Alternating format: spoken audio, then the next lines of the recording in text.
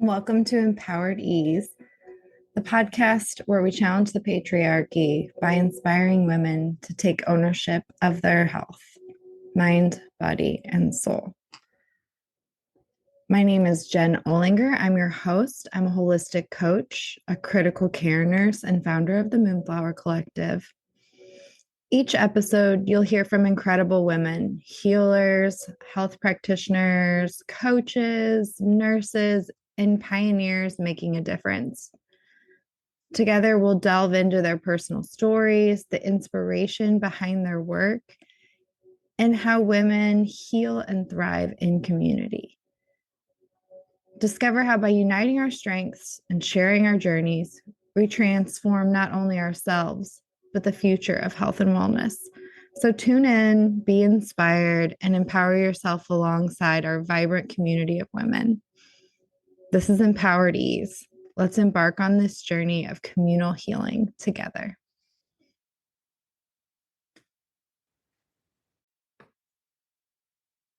Okay, welcome to Empowered Ease. My guest today is Hannah Ciampini. She is an EMDR intensive therapist and business coach, helping other therapists build their practices, their dream practices. So welcome, Hannah. Thank you. I'm so excited to be here. I'm excited you're here too. So Hannah, tell me a little bit about yourself and your practice to start with, so we know a little bit about what you do. Sure. So I own Hello Calm Therapy, which is my private practice. I started it a few years ago. I was doing group practice work and decided I was ready to kind of build my own thing. So I went into solo private practice work, built up that kind of from the ground up, which was a venture in itself, trying to build a private practice in a small community. So I learned a lot about marketing that they definitely do not teach you in school. Since then, I have really focused on my niche and kind of zoned in on that, which is the EMDR intensive therapy. So instead of offering the typical 50-minute model of therapy where you come in and we kind of like poke at some of the concerns or traumas that you're wanting to address, and then you leave and come back next week and we do that for the next year. The intensive model is designed to be a little bit quicker paced. So you come in for 2 hours or 3 hours and we really hit the ground running and work through as much as we can in that chunk of time so that you get to feeling better faster and, now versus months down the road. Oh, cool. So you're spending a little bit more time investing a little more. Are you seeing people less often when you do that, or? Not as often. When I was doing individual work, it was definitely like a weekly thing or a bi-weekly thing. So I was seeing people pretty consistently, and I had people that I would see for a year or 2 years, or, depending on what they're working on. And with intensives, it really has shifted away from that and is more designed to address your main concerns coming in. So I have some people that may say, hey, I've got these 4 things that I really want to work through. Maybe it's 4 traumatic memories that I really want to work through. And they come in and we do our intensive sessions and work through those. And then once they feel like they're at a good place, they're kind of done with me. Now I will help them get established with a individual therapist if they want to do that, like hourly session check-in with somebody. Or if they're already seeing a therapist, I work a lot with other therapists and kind of take on clients for adjunct work. So they'll see their primary therapist for their regular work and then come to me just for intensives and then go back to their original therapist. So I do a lot of that as well. So when you say intensives, are you just doing the EMDR? Or do you do other things as well? So that whole time? I mostly right now I'm just doing intensives. Now I also am starting a second business that is coaching therapists on how to build a private practice, especially building intensive work.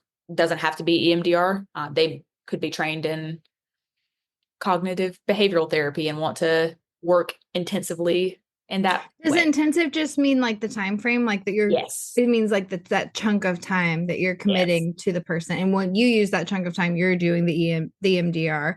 Other therapists that you train to do that, they may have a different model, but it's just like that people are kind of getting over things and moving on instead of like continuing like a practice, like you're seeing someone like for years kind of thing. Yes, exactly. That's cool. So intensives could really be anything. I have colleagues that will do parenting intensives where they sit down with Mm, parents to help them work through that's appropriate. parenting a kid that's neurodivergent or, whatever it may be. I have Or some whatever that, milestone is coming yeah, up that's a struggle because which I parenting think is is like awesome. Like a million of parenting those, intensives right? sound amazing. Like, Yeah, that's but awesome. yeah, it can really be, intensives are really, it's just like a fancy way of saying like we're meeting for longer periods of time so that like I can help you today versus like 6 weeks from now. Like we can hit the ground running in a large chunk of time instead of just 50 minutes.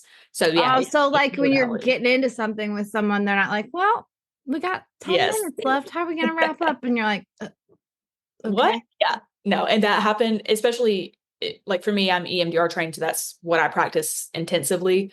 But there would be sessions when I worked in the 50-minute model where people would come in for their 50-minute session. We spend 10 to 15 minutes checking in, seeing how things are going, how have things been since the last session, that kind of stuff. Then we start talking about jumping back into EMDR. Well, now we've already lost 15 minutes of our 50 minutes. So then we have this little chunk of time left to actually reprocess things. And then it's like, okay, well, save about 10 minutes at the end too to wrap things up and make sure that, you're in a good space before you leave. So really you're Yeah, to kind of close the 20, 30 minutes. container. Yeah. Yeah. So a lot of times I'd have clients that either I would run over sessions because I was like, I can't let you leave a session with something that's Raw. unprocessed and raw, like who wants to do that? So I would just kind of like continue over and ask for forgiveness later to the person that was waiting. Or Yeah. we would have to just try to contain things as best as we could until they came in next week. So then over the next week, they've got this trauma that they've kind of brought to the surface and not really finished processing. And that's not fun either. So Yeah. I found out about the intensive model, I was like, oh my God, this is like a huge light bulb moment. Like, why have I not been doing this the whole time? Yeah, I like that. So, okay, for people who don't know what I've just learned what EMDR is because I was telling Hannah that I'm starting it on Friday this week with my trauma therapist. But can you explain just a little bit about what that is for people who may not know what that is? Yeah, absolutely. So EMDR is eye movement desensitization and reprocessing. And it basically means that we are taking a memory that is associated with trauma for you and reprocessing that in your brain. So when we have something traumatic happen, I think of it kind of like a wall. A wall comes up that blocks that memory from being able to go into your long-term memory where we kind of set it aside and don't get triggered by it. This wall comes up and keeps it in your short-term memory, which is why you remain triggered by it. So Reactive. EMDR helps reprocess that memory and move it to your long-term memory so that those triggers aren't there. You can acknowledge that that memory happened in the past. It's not happening right now. You're safe now, all that good stuff. So we're really shifting it back in your brain so that those triggers and those symptoms are not occurring anymore. And your body can kind of get out of that fight or flight. That's what I was going to say. So, like when something does trigger, you're not immediately in fight or flight. Yes. Which some for people who have trauma, it's not like you don't remember it, you relive it because you get triggered back into that like full Yes. You experience. feel So, that in your body. And it's yeah, like, okay, yeah. And a lot of times that's, when people come in and do an EMDR session, a lot of what I'll hear when they come back is like, I was talking to my sister about that memory and I didn't cry. Like she asked me about it and I didn't immediately start having a panic attack talking about it. Like I was able to tell her what happened and it just felt like this thing that happened, but it's okay now. And I always tell people like it's not that there are going to be certain memories, unfortunately, that we have that are never going to be okay that they happened, but you're making it okay and safe for your body and kind of acknowledging like I'm safe now. It's not okay that that person did that thing to me. That's still messed up, but I'm safe now and I'm in control. I love that. How helpful too, because I feel like a lot of people are stuck in stuff like that, right? Because we have Yes. trauma for all kinds of reasons. So I love before we got on here, we were talking about a bunch of stuff, but one of the things you said was that you specialize with medical traumas and chronic illnesses.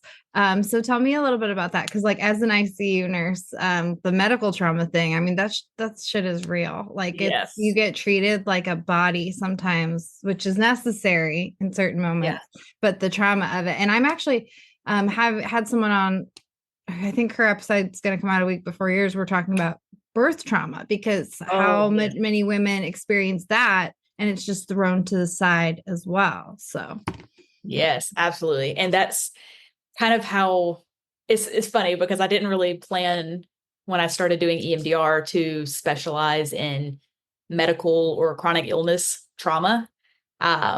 It kind of just happened. I started getting more and more clients that fit that bill and working with them and was like, this is really fascinating to me. And I like helping them through it. And a lot of the clients that I'm getting fall within the like chronic illness side of things and have unfortunately experienced like medical gaslighting or just not getting services at all because, it's fine, you're fine, whatever. And so I had a lot of women that I was working with in particular that fit with that. And then I got diagnosed with an autoimmune disease 2 years ago and experienced it for myself and was like, holy shit, this sucks. Like, this is like going to different, specialists and they're like, oh, you're fine.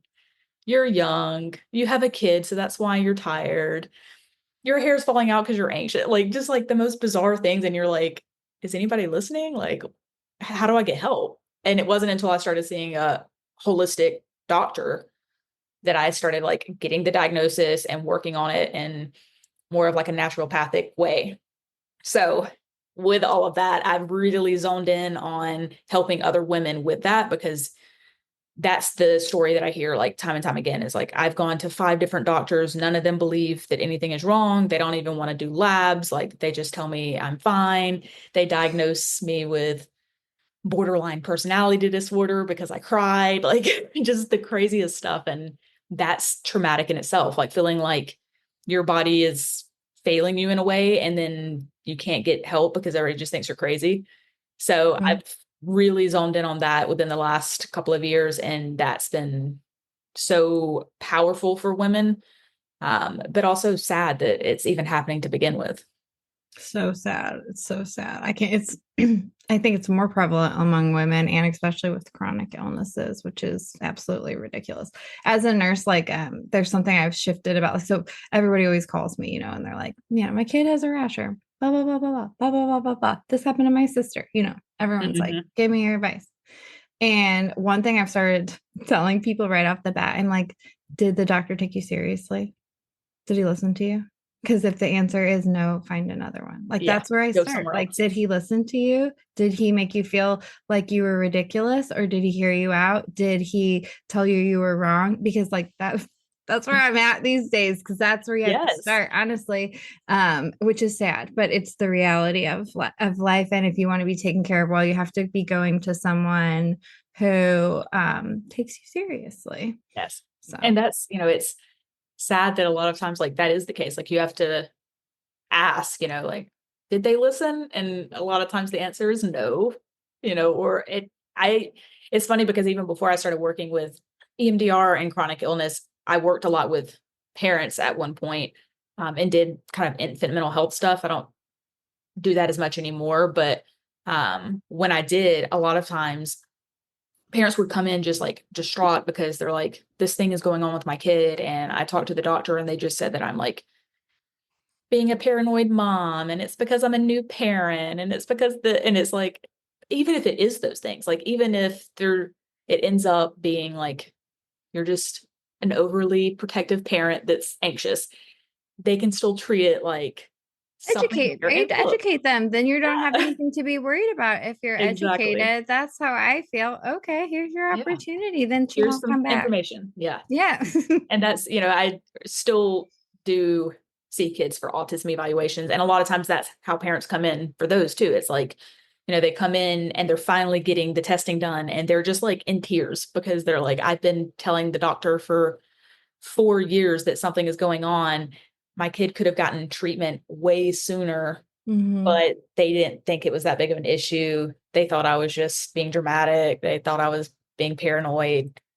whatever. So they ignored it. And now all of a sudden my kid is 7 and nonverbal, and they're like, oh, that is an issue, So it's Yeah, like, wait a minute. yeah, it's like, I've been Oh. telling you this the whole time, So I definitely have zoned in more with the EMDR for adults that have chronic illness, but realistically, it's in all aspects. It's with parents, it's with kids, it's Mhm. everybody's experiencing it.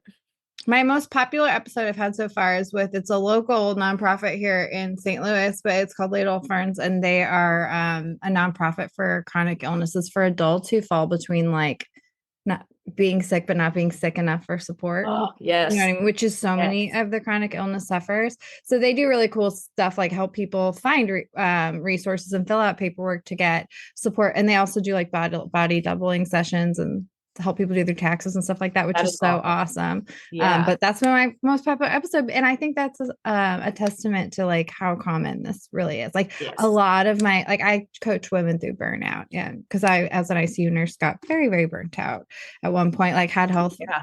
effects and all that. But many of my clients are chronic illnesses because I coach just women. So many of them are chronic illness sufferers from years of It's, stuffing their emotions. yeah. Yes.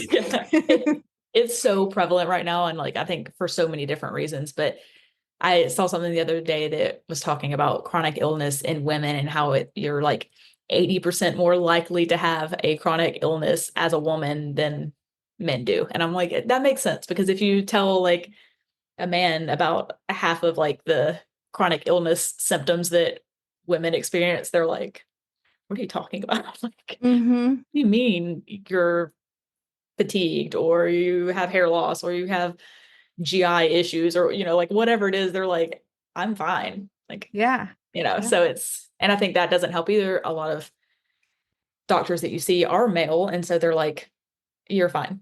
It's okay. And it's like, no, Mm-hmm. it's not. Yeah. Please listen to me. Yeah. And that's it. It also, the nonprofit idea and how they're kind of running it, that's something that I feel like we need everywhere because like here, we don't have anything like that. And for me, it took me going through 3 different doctors and then deciding I'm just going to find a holistic doctor to treat me. So I pay her out of pocket because she can't bill insurance. They won't Mm-hmm. pay for a holistic doctor. So I pay her out of pocket to do all of my labs and help me like supplement and do things like that. And not everybody can do that. That's not feasible for most people. So it's like, do they just not get treatment or like where do we draw the line?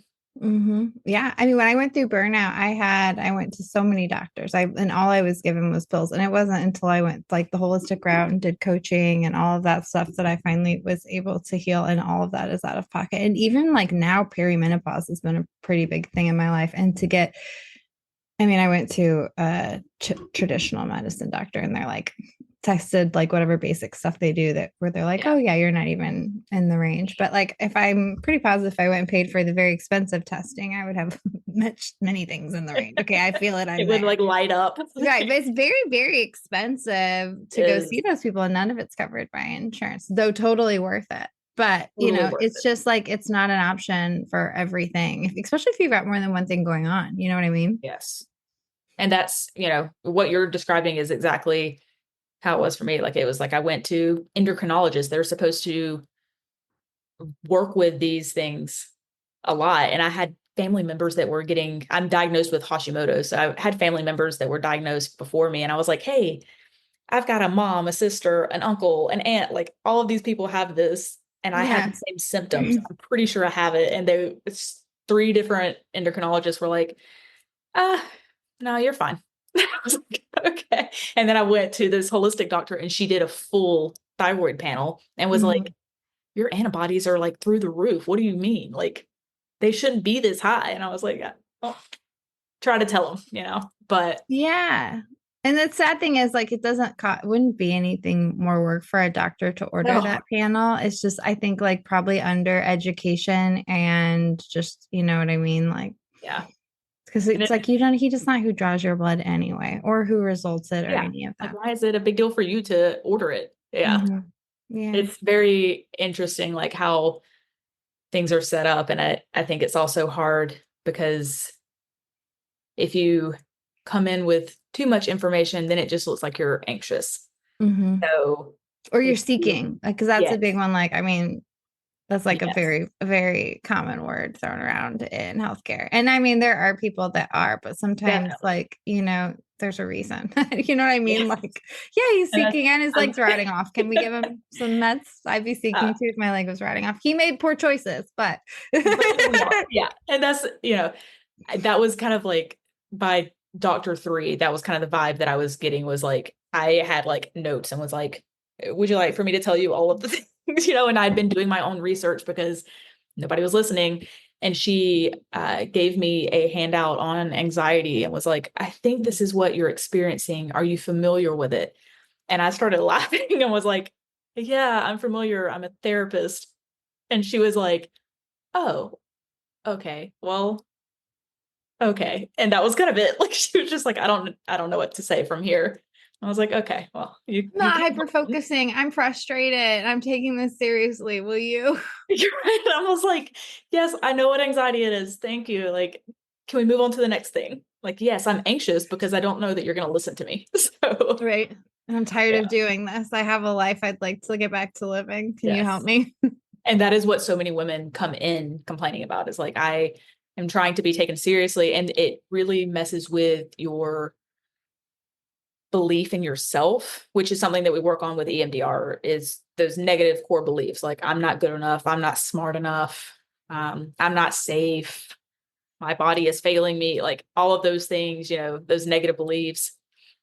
Nobody believes me. And a lot of times when we have these experiences in the medical field, we get kind of broken down and eventually start kind of believing like, I must be crazy. I must be pill seeking. I must be paranoid. I must Mhm. have borderline personality disorder. Like all of these things about me that people are saying must be true because nobody is treating me. So that must be it.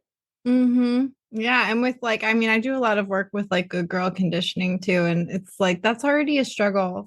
Yes. It's Yeah. already a struggle. It's already a We don't struggle need to any speak help up with for it. Yeah. ourselves. Yeah, no wonder people get shut down and discouraged. So, Yes, definitely. So that's where EMDR really comes into play for the medical trauma and the chronic illness stuff is working on those negative beliefs and helping get back to a place where you can feel empowered to take your health stuff back into your control and advocate for yourself in a medical setting. love it. So, where are you? You practice? You live in Florida, so you practice in Florida. Is there anywhere else that you practice that you see clients in? Yes. So I'm in Pensacola, Florida, and I have an office here that I see clients in person in, but I am licensed for the state of Florida and Alabama with my LCSW. So I see clients virtually throughout Florida or Alabama. And then I also have clients that sometimes want to travel to me, which is an option. As long as you are in one of those states, I can see you. So if you are from California, but you want to travel to the beach in Florida, then you're welcome to, and we can work together that way. And then I've even had, people in South Florida that travel up to do intensives or work with me in person in that way so that, they can kind of get that connection and not have to rely on video. Cool. That's awesome. So you're also a business coach. So tell me a little bit about that. How did that come about and how does that work? So the business coaching is a little bit newer. I'm super excited about it, but it came about because when I started my private practice a few years ago and went out on my own, I kind of just figured things out myself as I went. I did, buy trainings here and there to kind of help guide me a little bit, but for the most part, it was just like doing my own research and learning how to market and learning how to find my niche and like all of these things. And it was exhausting, but I've been doing worth for the it, last year and it's yeah, so much. I was a nurse before. Okay. I had no technical skill. complete shift. Yeah. Yeah. That's it's exhausting. And it's feasible. I mean, obviously you can do it. I did it, but I realized after talking to a lot of colleagues that a lot of them want the same things, but they have no idea where to start. And so they'll come to me and they're like, how did you do this? How did you do that? Like, where did you find this information? And so I've kind of like become like the information board for a lot of colleagues in the area, and they'll come to me and ask these questions, which is always fun because I like talking about it. But I was like, you know what? I've got my private practice down pat. I know what I'm doing with it. I've got it where I want it.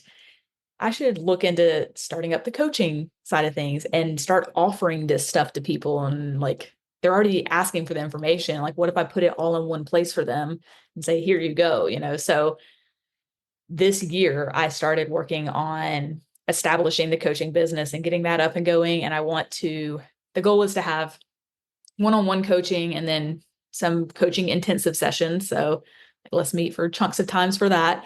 And then also have some workbooks and courses and things like that. Awesome. I love it. It's really hard to break into like entrepreneurship. It's like the coolest thing. I love it. I wish everyone was into it because there's so much to do. And it's like where all the good happens for me. You know what I mean? In like the holistic health world, there's so much good happening on that end. But it's such a learning curve and it changes all the time. And depending on like where you are and what you're doing, everything's different. Like even if you're like advertising on social media, all of them are different, and everything, like all the systems you're using and all the options, like it's very overwhelming. It So is. it's definitely nice to have someone to help steer you. Definitely. And that's, I think, what kind of dawned on me was like, I do work in a smaller area. Pensacola is not very big. And marketing something like intensives in a small area, that was like a whole different beast. Like because a lot of people in my area are not offering intensives at all. I think right now I'm actually the only one offering intensives. So a lot of them don't even know what they are. And if they do, they're like scared to offer that price because intensives do come with a higher price. You're doing a little bit more work in the beginning versus spacing it out. And a lot of times therapists are like, I don't know if I can do that. I don't know if anybody would pay for it. Like, I don't know what that would look like. And so they get intimidated.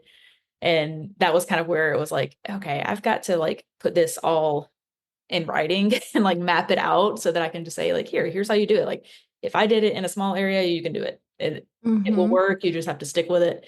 And they don't teach you that stuff in school unless you are in school for marketing. So it's, Mm-hmm. you don't learn this stuff, and it is a lot of like trial and error and figuring out as you go. So it can be overwhelming for sure. Yeah, yeah. I've hired a couple of business coaches and it's still overwhelming, following other people's stuff because you don't always align with like, I'm not that person. So like I take some of what works for them, but some of it I'm like, that's not really me. So it's Yes, definitely. interesting. So I love that you're offering that.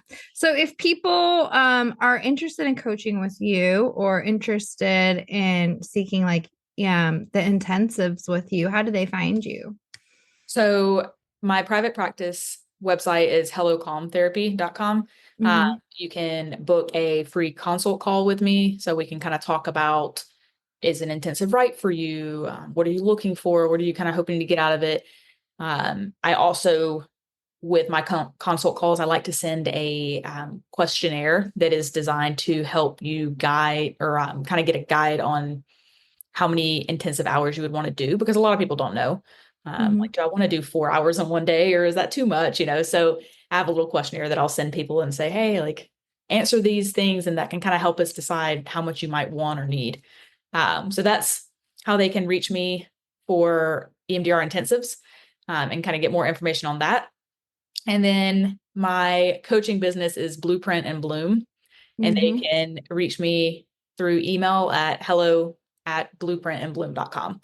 So Awesome. either of those, the coaching, I kind of keep open to anybody that is in that mental health space. Doesn't have to be for EMDR intensives, and it doesn't have to be an LCSW specifically. It can be anybody that's kind of working in that space and wants guidance on like, how do I offer these services? Whatever I decide to do with my practice, how do I offer that and get it going and build that private practice? Mm-hmm. Awesome. Um, I always ask every guest that comes on this, but what is your go-to like self-care whenever you're getting overwhelmed or things are out of control? What do you do to feel like balanced or regain control? That is a good one. So right now, because the weather is great in Florida, it'll be too hot for this soon. But right now, while the weather is great, I have really been focusing on slow walking, which I feel like always sounds like a cliche, like go for a walk, you'll feel better. But I like to do more like mindfulness walks. So when I go out and walk, I'll pick somewhere that is really pretty for me that I like to see. So it may be the beach or a park or whatever, somewhere with like a really pretty scenery. And I try to focus on what's around me and kind of do like the five senses technique that some people may be familiar with, where we're like looking around and seeing like, what are five things that I see, four things that I hear, three things that I smell, kind of going through all of those. So I really focus on slowing down and using those senses to be mindful and bring myself kind of back to present moment. And that has been like super helpful lately because I have been so busy. So I do stay kind of overwhelmed and whatever when I'm juggling all the things. And that is what forces me to like relax and slow down and step away from everything.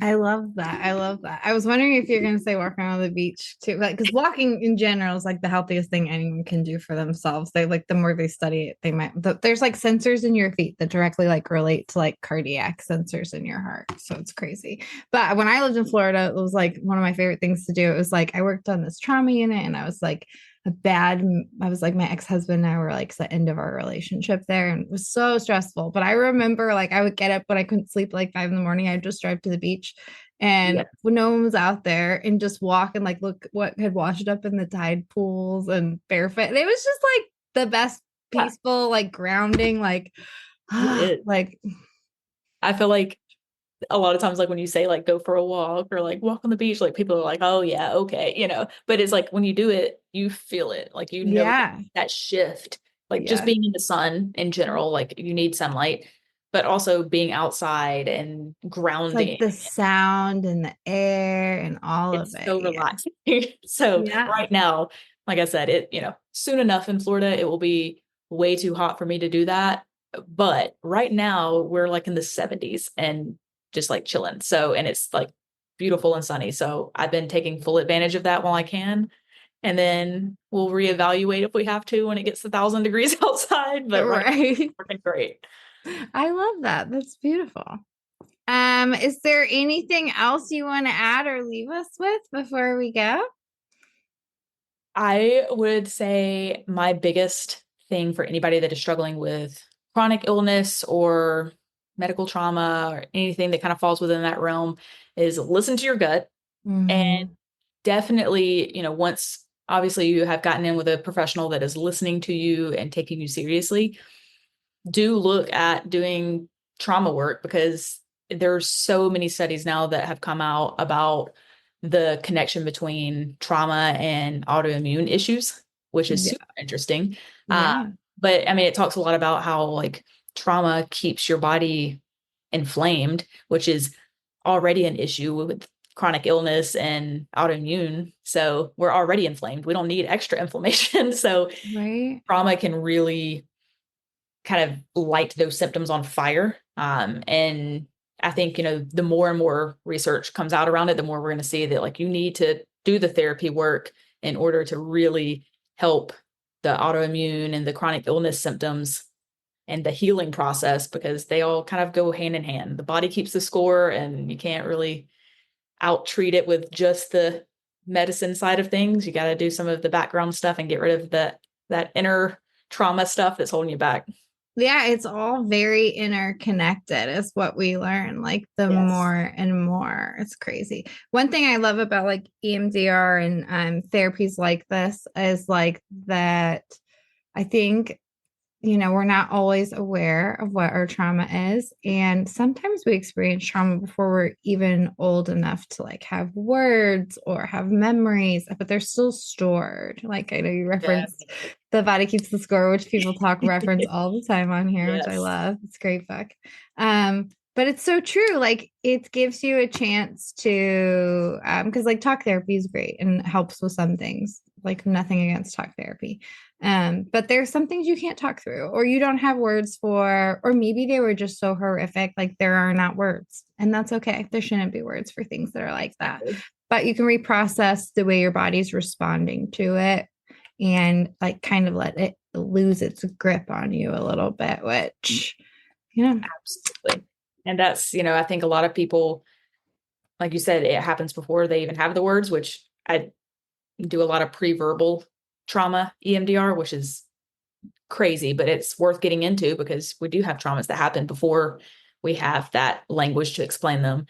And Mm-hmm. they're still affecting us. We just don't always have the words to describe it, And so I think that's really cool to see somebody work through those things that have just been holding them back and they didn't even realize they were there.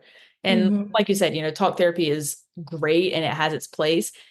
But when you are experiencing trauma and triggers from that trauma, sometimes going in and talking about them, the traumas in these like little bite-sized pieces is almost more triggering Re-traumatizing. because you just brought it to the surface and you did nothing with it. And now it's just like front of your mind and you can't, you've probably learned how to compartmentalize it on some level. And now you're not because you brought it to the front. So Mm-hmm. sometimes it's more triggering to try to just like talk your way through it.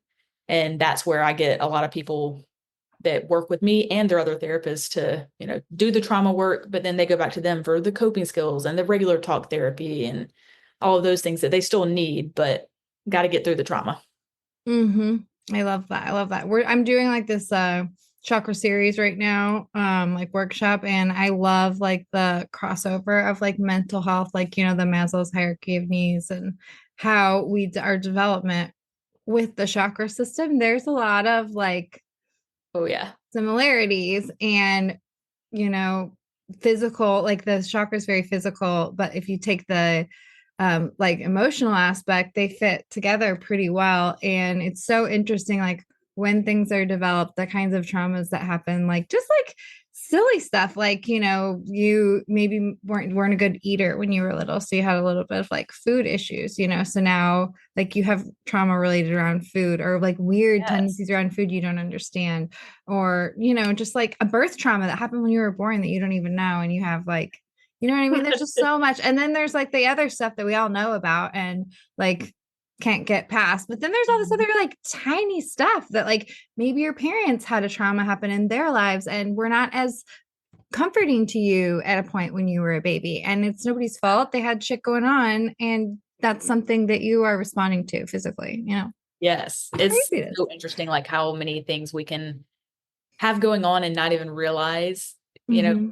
what it is or where it's coming from. But I mean, like you said, some of them are just starting so young. And like I've, worked with people that their parents have had a horrible time like the first year and that caused some trauma. Or I've had, some that like mom struggled during delivery and that caused some Yeah. trauma. And they're like, and that is like fascinating to work with, like somebody like that's going back and experiencing and working through a birth trauma is just like, it's so abstract, but it is so interesting.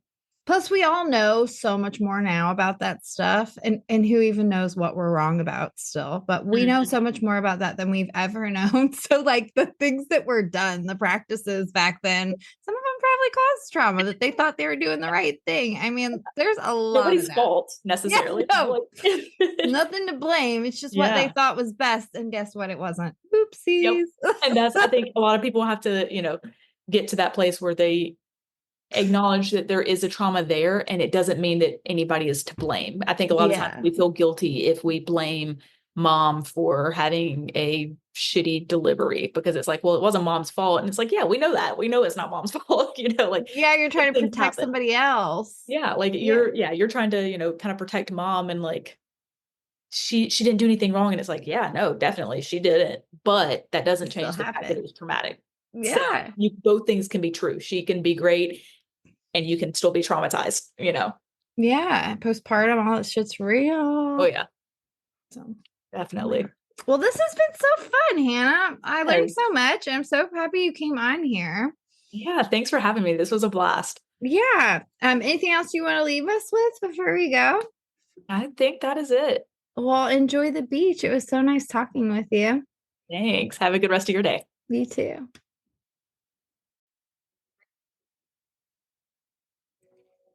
Welcome to Empowered Ease, the podcast where we challenge the patriarchy by inspiring women to take ownership of their health, mind, body, and soul.